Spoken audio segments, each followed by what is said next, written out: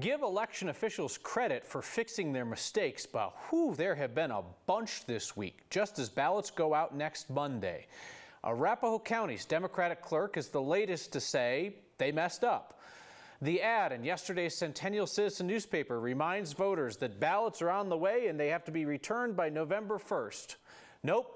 That's not it. That is totally not Election Day. Election Day would be November 8th. That is a week later. That is the last day that you have to make sure that your ballot is in the hands of election workers.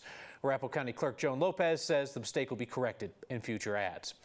Another error today from Denver Clerk Paul Lopez's office. They forgot to print the argument against a ballot measure in the voter guide that went out in the mail.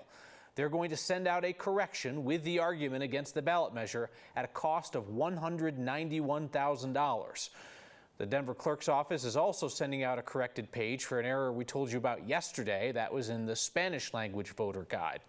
Of course, this week kicked off with the big daddy of all errors. Democratic Secretary of State Jenna Griswold's office corrected an error that sent voter registration reminders to 30,000 people who are not eligible to vote. Today, the head of the Colorado County Clerks Association suggested that clerks are being unfairly targeted for criticism.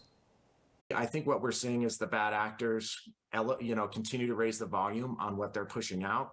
They seize on any mistake. If there is a mistake that happens that's not nefarious, these people will take that and create this whole narrative around that. So we see increased efforts to try to cause errors and mistakes so that they can continue to build lies and feed their grift, whether it's for political or financial purposes.